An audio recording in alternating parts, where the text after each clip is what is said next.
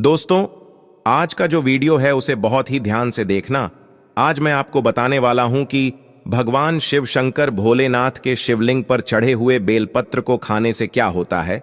दोस्तों, अगर आपके जीवन में किसी भी प्रकार की कोई समस्या चल रही है, पैसे की कमी है, नौकरी नहीं लग पा रही है, बीमारियों से ग्रसित हो या फिर बेटियों की शादी नहीं हो पा रही है, किसी भी प्रकार की कोई भी समस्या है, आज का वीडियो देखिए, आपकी समस्त समस्याओं का निवारण होगा। अपने जीवन के यहाँ 5 से 10 मिनट, केवल 5 से 10 मिनट इस वीडियो को दीजिए और मैं आपसे वादा करता हूं कि भगवान शिव शंकर भोलेनाथ की कृपा आप पर जरूर बनेगी।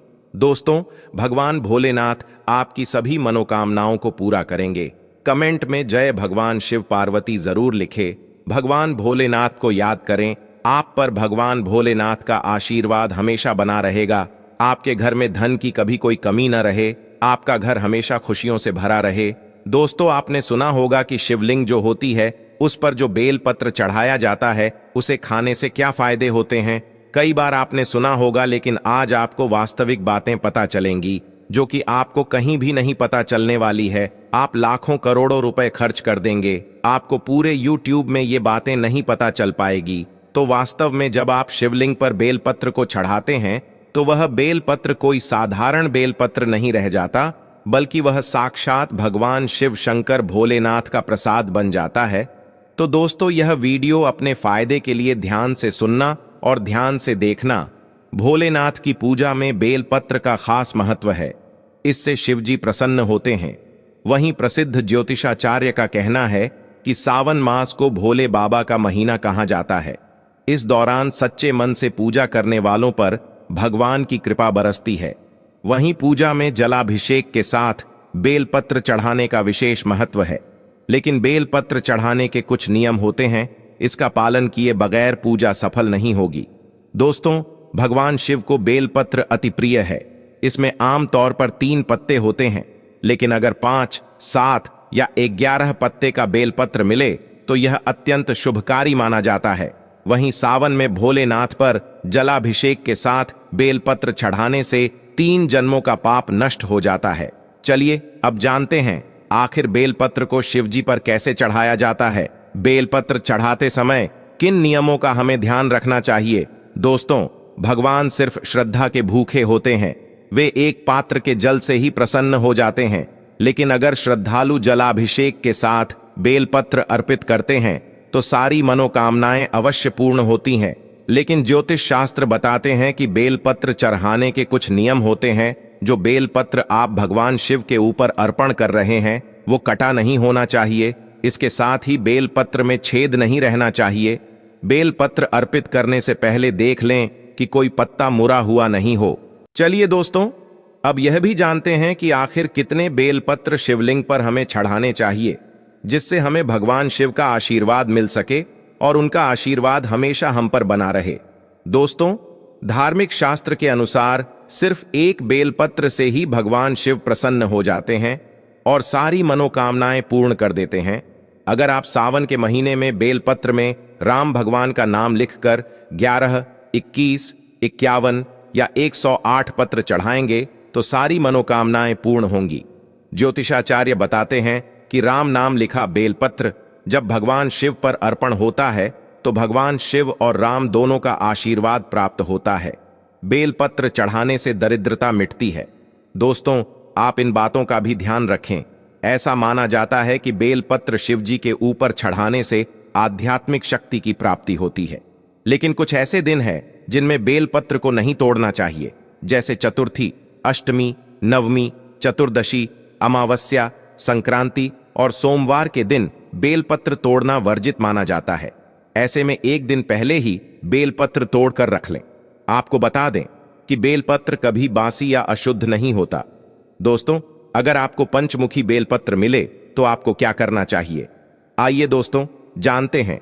ऐसे तो आमतौर पर ज्यादातर 3 पत्ते वाले ही बेलपत्र मिलते हैं, लेकिन कभी अगर आपको 5 पत्ते वाले बेलपत्र मिल जाए तो यह सबसे शुभकारी माना जाता है। उस बेलपत्र को आप शिवलिंग में चढ़ाकर अपने घर ले आए और किसी शीशे में बांधकर पूजा वाले घर में रखें। माना जाता है कि 5 पत्ते वाले बेलपत्र में साक्षात शिव जी वास करते हैं। दोस्तों, 5 पत्ते वाले बेलपत्र का रोज दर्शन करने से शिव जी के दर्शन प्राप्त होंगे। दोस्तों, अगर आपको आसानी से बेलपत्र नहीं मिल रहा है तो आप चांदी का बेलपत्र भी सावन के महीने में शिवलिंग पर चढ़ा सकते हैं। इसे आप रोजाना गंगा जल या पानी से धोकर शिवलिंग पर चढ़ा दें। ऐसा करने से भी भोलेनाथ प्रसन्न होते हैं। अगर बेलपत्र नहीं मिल रहा है तो आप शमी के पत्ते भी शिवलिंग पर चढ़ा सकते हैं। दोस्तों, अगर आप धन से जुड़ी समस्याओं से जूझ रहे हैं तो बेलपत्र के पेड़ के नीचे दीपक जलाएं। इस पेड़ के नीचे दीपक जलाने से धन की प्राप्ति होती है।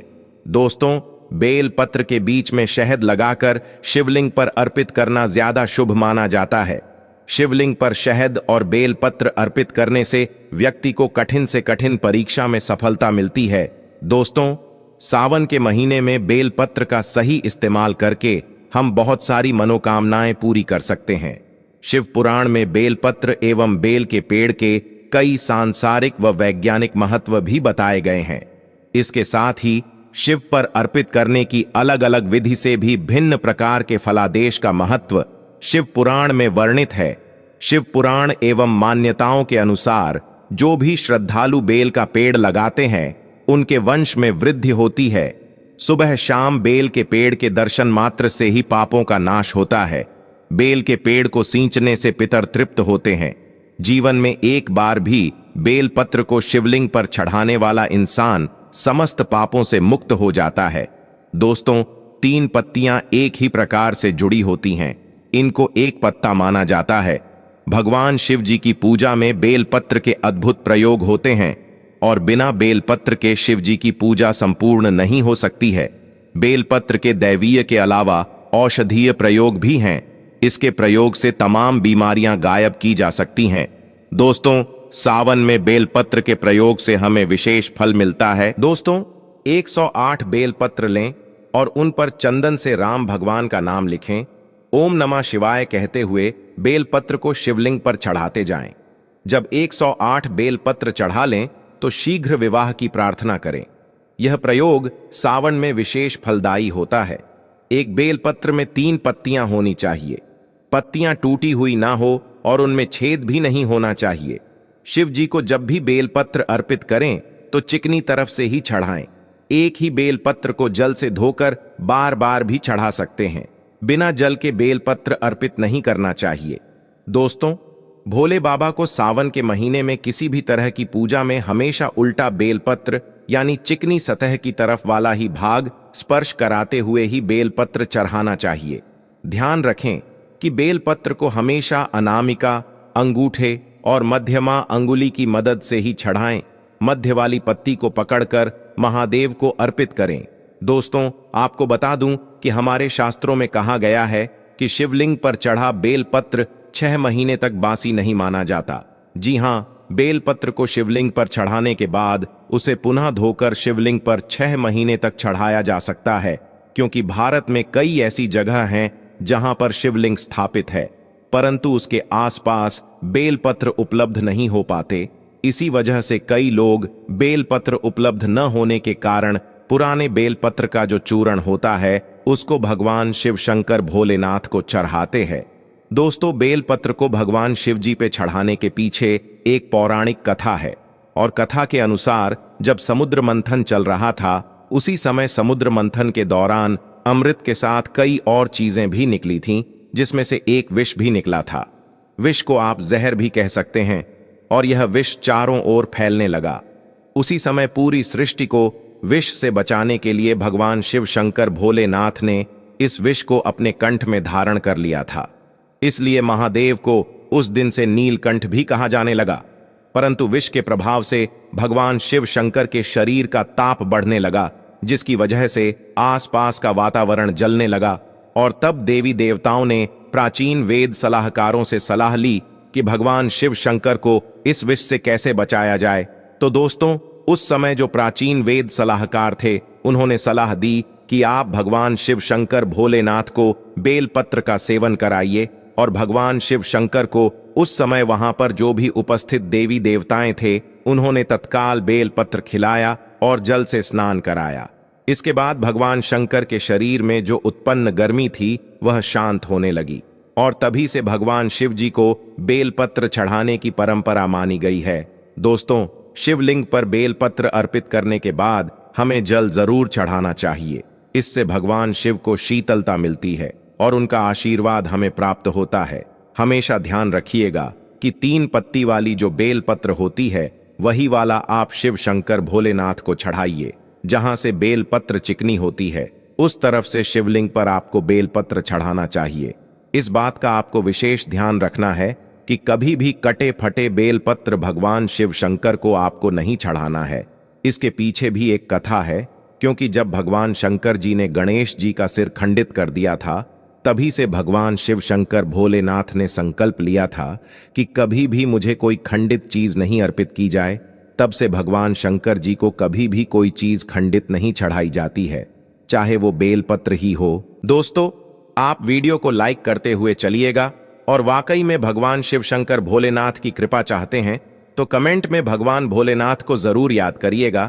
साथ ही चैनल को भी सब्सक्राइब कर लीजिएगा, क्योंकि इस चैनल के माध्यम से प्रत्येक दिन आपको ऐसी जानकारी दी जाएगी जो कि आपके दैनिक जीवन के लिए बहुत ही जरूरी है। अपने हिंदू भाइयों को भी यह वीडियो जरूर शेयर कीजिएगा। दोस्तों, अगर आप प्रतिदिन बेलपत्र चढ़ाते हैं तो सभी प्रकार की समस्याएं आपकी दूर हो जाएंगी।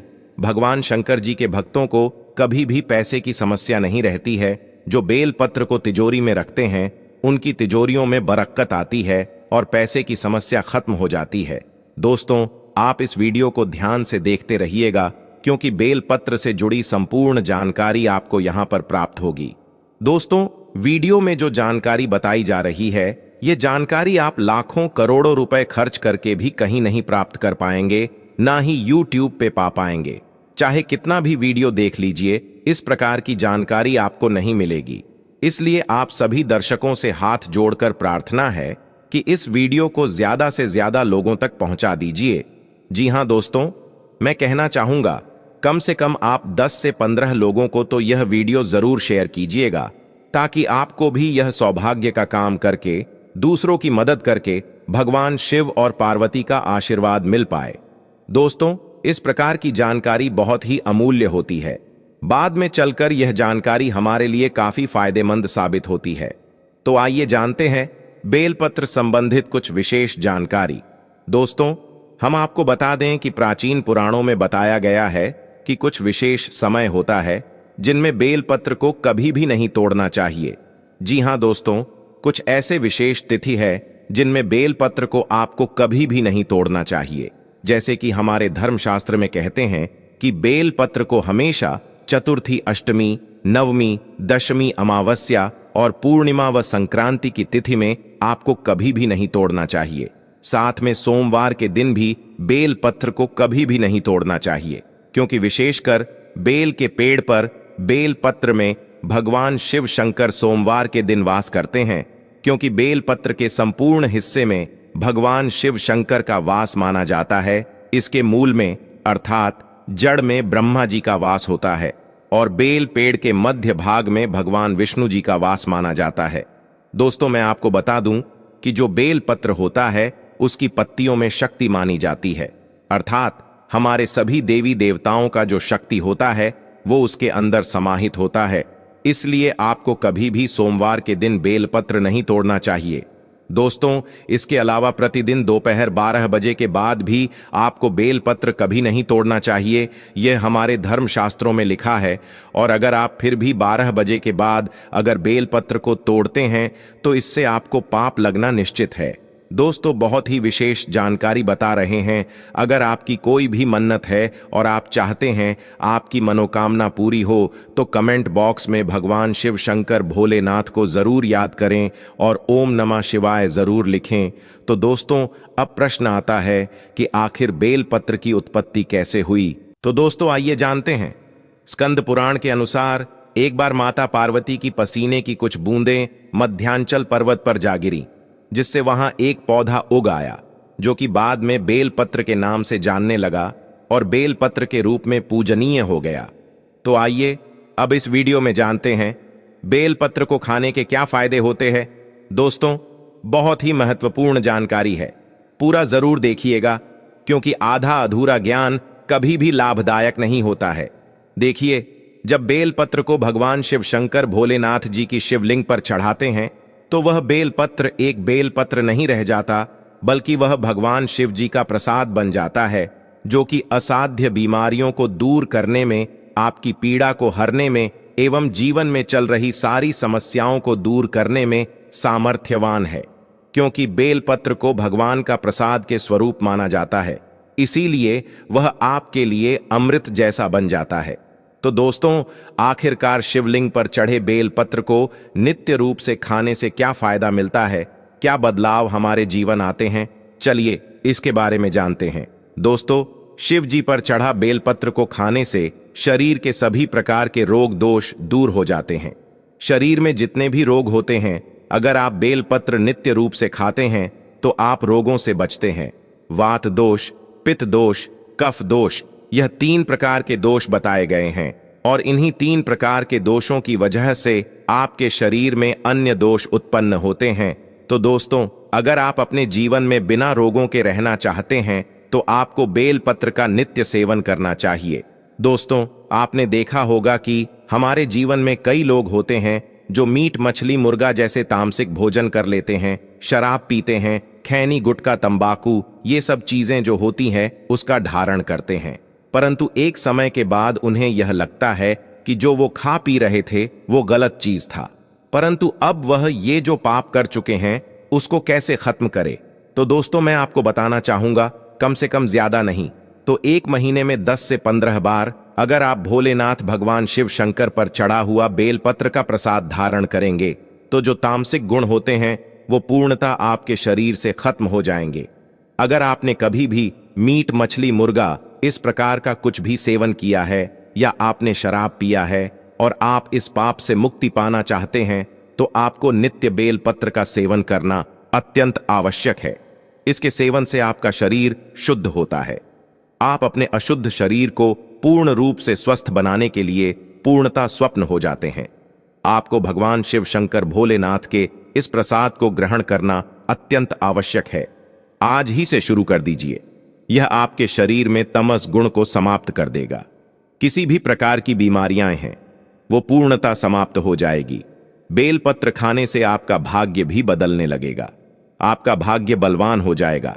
दोस्तों, कैसा भी आपका दुर्भाग्य हो, जिस समय से आप बेलपत्र खाना शुरू कर देंगे आपके दुर्भाग्य सौभाग्य में बदल जाते हैं। आपकी किस्मत, आपकी तकदीर फिर से आपके अनुरूप चलने लगती है। इसके अलावा आयुर्वेद में भी कहा जाता है कि बेलपत्र को खाने से आपका जो रक्त होता है, खून होता है, वह साफ होता है। अगर खून संबंधित कोई बीमारी है तो बेलपत्र खाने के बाद आपके शरीर में जो खून में किसी भी प्रकार की गंदगी है वह धीमे धीमे खत्म होने लगेगी। आपका शरीर बहुत ही स्वच्छ हो जाएगा। एक बेलपत्र खाइए, दूसरे दिन 2 बेलपत्र खाइए, तीसरे दिन 3 बेलपत्र खाइए।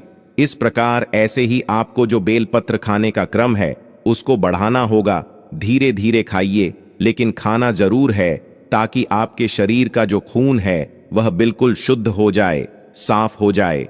दोस्तों, मैं आपको बता दूं कि बेलपत्र जो होता है वह फिल्टर करने का काम भी करता है। आपके शरीर को, जैसे आपके शरीर में किडनी होती है, किडनी क्या करती है, जो पानी होता है, जो खून होता है उसको फिल्टर करती है। उसी प्रकार से जो बेलपत्र है वो भी आपके शरीर में जो अशुद्ध चीजें होती हैं, आपके खून में जो गंदगी होती है उसको साफ कर देता है, फिल्टर कर देता है। दोस्तों, सच्ची श्रद्धा से कमेंट में जरूर लिखे जय भोलेनाथ, जय शिव शंभू, साथ ही देवों के देव हर हर महादेव सदैव आप पर अपनी कृपा बनाए रखे। मैं उम्मीद करता हूं ये जानकारी आपको जरूर पसंद आ रही होगी। दोस्तों, यदि आपको यह वीडियो पसंद आ रही हो तो प्लीज आप इस चैनल को सब्सक्राइब अवश्य करें, वीडियो को लाइक करें। बोलो पार्वती पते, हर हर महादेव। मित्रों, सप्ताह के किसी भी दिन घर के नमक के डिब्बे में रख देना। बस यह गुप्त चीज जीवन के हर कष्टों से, हर दोष से, चाहे हो वास्तु दोष, शनि दोष, सबसे तुरंत मिल जाएगी। आपको मुक्ति मां लक्ष्मी जी का मिलेगा। ऐसा आशीर्वाद जिसके बाद आपके जीवन में होगी धन की वर्षा, बन जाओगे आप। करोड़पति दोस्तों, सबसे पहले कमेंट बॉक्स में जाकर के हमको यह बताइए कि आपने अलग से अपने घर पर एक डिब्बे में नमक भर कर रखा है कि नहीं रखा है। और दोस्तों, अगर नहीं रखा है तो आज ही जाकर के एक डिब्बा तुरंत ले आए और उसमें नमक भर घर में अलग से रख लें, क्योंकि आज के इस वीडियो में जिस उपाय के बारे में हम आपको बताने जा रहे हैं उसमें सिर्फ आपको नमक के डिब्बे में सही मुहूर्त पर एक गुप्त चीज को छुपाना है, जिसके बारे में तंत्र शास्त्र में लिखा हुआ है। अपने घर में नमक के डिब्बे में वह गुप्त चीज छुपाया हूं जो हम आपको इस वीडियो में बताने वाले हैं, एवं इसका लाभ अनुभव करने के बाद ही इस जानकारी को आपके सामने लाए हैं, ताकि आपका भी लाभ हो सके। और इस बात की हम आपको 100% गारंटी देते हैं कि जैसे ही आप तंत्र शास्त्र के अनुसार उस गुप्त चीज को नमक के डिब्बे में छुपाएंगे या रखेंगे, तो मानकर चलिए, इस उपाय को करने के बाद न केवल आपको आपकी जन्म जन्मांतर की गरीबी, परेशानी, कष्ट, वास्तु दोष और सभी तरह की समस्या से तुरंत के तुरंत मुक्ति मिल जाएगी, बल्कि अगर आपने इस उपाय को सही मुहूर्त पर कर लिया तो मानकर चलिए आपके जीवन में धन की वर्षा होगी। आपके जीवन में धन आने के रास्ते खुल जाएंगे। आपके जीवन में जो धन आएगा उसमें वृद्धि होगी। आपका बंद पड़ा व्यापार चल पड़ेगा। और मान के चलिए दोस्तों, आपके जीवन में आपको सुख, समृद्धि, वैभव, ऐश्वर्य की प्राप्ति होगी। आपके घर की बरकत होगी। आपके घर की उन्नति होगी। यह एक ऐसा उपाय है जो न केवल आपके बल्कि आपके पूरे परिवार के जीवन में एक चमत्कारी और सकारात्मक बदलाव लाएगा। एक बात को अच्छी तरीके से समझ लीजिए दोस्तों, एक व्यक्ति के घर में जो उसका नमक का डिब्बा होता है, वह सीधे सीधे उस व्यक्ति के जीवन के आर्थिक स्थिति से संबंध रखता है। ज्योतिष में साफ साफ लिखा हुआ है कि अगर एक घर में नमक का डिब्बा खाली हो जाता है तो इससे उस घर की आर्थिक स्थिति पर बहुत बड़ा फर्क पड़ता है और उस घर का वास्तु दोष भी खराब हो जाता है। दोस्तों, नमक के द्वारा की गई लापरवाही आपके जीवन में गरीबी और परेशानी ला सकती है। मान के चलिए, अगर आप नमक को लेकर के सावधानी नहीं बरतते हैं तो आपके जीवन में आपको कई तरह की परेशानियों का सामना करना पड़ सकता है। परंतु दूसरी तरफ, अगर आप नमक को लेकर के वह उपाय करते हैं जिसके बारे में तंत्र शास्त्र और ज्योतिष शास्त्र में लिखा हुआ है, तो मान के चलिए दोस्तों, न केवल आपकी तिजोरी धन से भर जाएगी, बल्कि आपके ऊपर धन की वर्षा होगी। आपके पास इतना धन आ जाएगा कि आपकी आने वाली 7 पीढ़ी भी पैसों पर राज्य करेंगी। दोस्तों, अगर आप धनवान बनना चाहते हैं, आप चाहते हैं कि आपके जीवन से हर तरह की दिक्कत, परेशानी खत्म हो जाए, आपके जीवन में कभी भी आपको किसी भी तरह के कष्ट, दोष का सामना ना करना पड़े, आपको साक्षात मां लक्ष्मी जी का वह वरदान और वह आशीर्वाद मिलेगा जिसके बाद आपके घर पर कभी भी धन की कमी ना हो, आपके जीवन में इतना धन हो, फिर आपको धन संबंधित किसी तरह की परेशानी का सामना न करना पड़े, तो आज के बस इस छोटे से वीडियो को लास्ट तक बिना भगाए देख लीजिए, क्योंकि दोस्तों, नमक एक बहुत साधारण सी चीज होती है और नमक ऐसी चीज है जो हर किसी के किचन में होती है, मगर यह सिर्फ खाने में डालने के ही काम नहीं आती। इसके कई और फायदे भी हैं जो हमारे पूरे सुख समृद्धि से जुड़े हैं। और हाँ, इसके लिए आपको नमक खाने की नहीं बल्कि उसका कुछ इस तरह इस्तेमाल करने की जरूरत है। चुटकी भर नमक के यह फायदे भी हो सकते हैं, आप जानकर हैरान रह जाएंगे। अब हो सकता है आपको यह अंधविश्वास की चीजें लगे, मगर ज्योतिष और वास्तुशास्त्र में घर की सुख, समृद्धि व अन्य कई समस्याओं के लिए नमक से जुड़े उपाय बताए गए हैं। इन उपायों को करने के बाद आप और आपका पूरा परिवार बहुत ही आगे जाएंगे, बहुत ही सफल होंगे। इसीलिए अगर आप चाहते हैं कि मां लक्ष्मी जी की कृपा सदैव आप और आपके परिवार पर बनी रहे, मां लक्ष्मी जी के आशीर्वाद से आप अपने जीवन में बहुत ही उन्नति करें, बहुत ही आगे जाएं, तो दोस्तों, पूरी सच्ची श्रद्धा और पूरे विश्वास के साथ कमेंट बॉक्स में जाकर के तुरंत लिख दीजिए मां लक्ष्मी जी की जय। और अगर आप मां लक्ष्मी जी के सच्चे भक्त हैं तो वीडियो को लाइक करना मत भूलिएगा और एक काम कीजिएगा, कमेंट बॉक्स में अपनी राशि जरूर डाल दीजिएगा। आप अपने जीवन में किसी परेशानी से आप परेशान हैं तो अपनी परेशानी डाल दीजिएगा। आपकी राशि या परेशानी के अनुसार कोई भी ऐसा उपाय होगा जो करके आप लाभ पा सकते हैं, वह आकर हम कमेंट के रिप्लाई में आपको बता देंगे। परंतु आपसे निवेदन था, वीडियो लाइक करना मत भूलिएगा और कमेंट बॉक्स में जय मां लक्ष्मी लिखने के बाद अपनी राशि और अपनी परेशानी जरूर डाल दीजिएगा। देखिए दोस्तों, तंत्र शास्त्र के अध्याय नंबर 112 में साफ साफ लिखा हुआ है कि जैसे एक मनुष्य के जीवन में उसके खाने का स्वाद नमक के बिना अधूरा होता है, वैसे ही दूसरी तरफ एक मनुष्य का जीवन भी नमक के बिना अधूरा समझा जाता है। केवल नमक घर के वास्तु दोष से संबंध रखता है, बल्कि नमक जो होता है वह एक व्यक्ति की आर्थिक स्थिति में भी असर डालता है।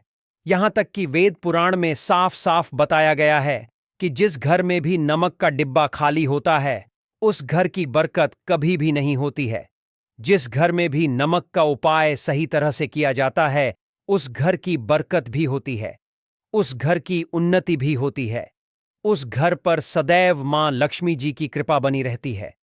दोस्तों, नमक को लेकर के उन बातों के बारे में हम बताने जा रहे हैं जो आपका जानना बहुत ही ज्यादा जरूरी है, और आपकी दिनचर्या के काम में इन बातों का ध्यान जरूर ही रखना चाहिए, ताकि आपके जीवन में जो भी परेशानियां आने वाली हों वह अपना रास्ता बदल लें। इन उपायों को करने के बाद आप अपने जीवन में इतना ज्यादा कामयाब होंगे, जिसके बाद आप समाज के लिए एक उदाहरण बन जाएंगे। आपके घर की बरकत होगी और आपके घर पर सदैव मां लक्ष्मी जी की कृपा बनी रहेगी। तो हर जानकारी को बहुत ध्यान से सुनिएगा, और अभी तक आपने वीडियो को लाइक नहीं किया है तो वीडियो को लाइक कर दीजिए। सबसे पहले उपाय जो आपको हम बताने जा रहे हैं वह दरिद्रता से मुक्ति पाने का महा उपाय मान लीजिए। आपके घर पर दरिद्रता ने पैर पसार लिए हैं। आपके घर में जितने भी लोग हैं उनकी आपस में बनती नहीं है। आपके घर के जितने भी लोग हैं वह जितना काम करते हैं उस काम में बड़ी परेशानियां आती हैं। आपके घर की उन्नति और बरकत पूरी तरह से रुक चुकी है। तो बस आपको एक छोटा सा उपाय करना है, और इस उपाय को करने के बाद मान के चलिए न केवल आपके घर पर सकारात्मक ऊर्जा का वास हो जाएगा, बल्कि आपके घर की बरकत भी होगी, आपके घर की उन्नति भी होगी। आपके घर के हर एक सदस्य बहुत ही सफल होंगे, बहुत ही आगे जाएंगे। देखिए दोस्तों, इस बात का बहुत विशेष करके ध्यान रखिएगा। गुरुवार को छोड़ के आप अपने घर पर किसी भी दिन पोछा लगाते हैं तो पोछा लगाने वाले पानी में एक चुटकी नमक डाल दीजिएगा। दोस्तों, गुरुवार के दिन कभी भी घर पर पोछा नहीं लगाया जाता है, और अगर आप जाने अनजाने गलती से भी गुरुवार के दिन पोछा लगाएंगे तो इससे आपके घर पर नकारात्मक शक्तियां का वास हो जाएगा। तो बस इस बात का ध्यान रखिएगा। सप्ताह के एक दिन घर पर पोछा लगाइए और पोछे वाले पानी में एक चम्मच या एक मुट्ठी नमक डाल दीजिएगा। सिर्फ इतना अगर आप सप्ताह में एक दिन कर लेंगे तो इससे आपके घर की नकारात्मक शक्तियां का नाश हो जाएगा और आपके घर पर सकारात्मक ऊर्जा का वास हो जाएगा। जिस घर में भी सकारात्मक ऊर्जा का वास होता है उस घर में देवी शक्तियों का आशीर्वाद बना रहता है, उस घर की बरकत होती है, उस घर की उन्नति होती है, और घर के हर एक सदस्य अपने जीवन काल में जिस कार्य को भी शुरू करेंगे उस कार्य में उनको सफलता हासिल होगी। यह उपाय करने से आपके घर का वास्तु दोष भी जड़ से नष्ट हो जाएगा। दोस्तों, धन प्राप्ति और बरकत हेतु नमक को कांच के पात्र में रखें और उसमें 4-5 लौंग डाल दें। इससे धन की आवक शुरू होने लगेगी और घर में बरकत भी बनी रहती है। इससे एक और जहां नमक में सुगंध बनी रहेंगी, वहीं इस उपाय से कभी धन की कमी नहीं होगी। अब मान लीजिए आपके जीवन में धन आना बंद हो गया है। आप बहुत मेहनत करते हैं, आप बहुत परिश्रम करते हैं, परंतु आपको उसका फल नहीं मिलता है, और आप यह देख रहे हैं कि आपके जीवन में फिजूल खर्ची बढ़ती हुई चली जा रही है। तो एक छोटा सा उपाय कीजिए जो आपको हम बताने जा रहे हैं, और अगर आपने यह उपाय सही मुहूर्त पर कर लिया तो मानकर चलिए, न केवल आपके जीवन में धन आना शुरू हो जाएगा, बल्कि आपके जीवन में धन आने के रास्ते खुल जाएंगे। आपके जीवन में जो धन आएगा उसमें वृद्धि होगी। यह उपाय आपको बुधवार के दिन करना है। किसी भी बुधवार को इस बात का विशेष करके ध्यान रखिएगा। कांच का गिलास लीजिएगा, इसके अतिरिक्त कोई भी गिलास मत लीजिएगा।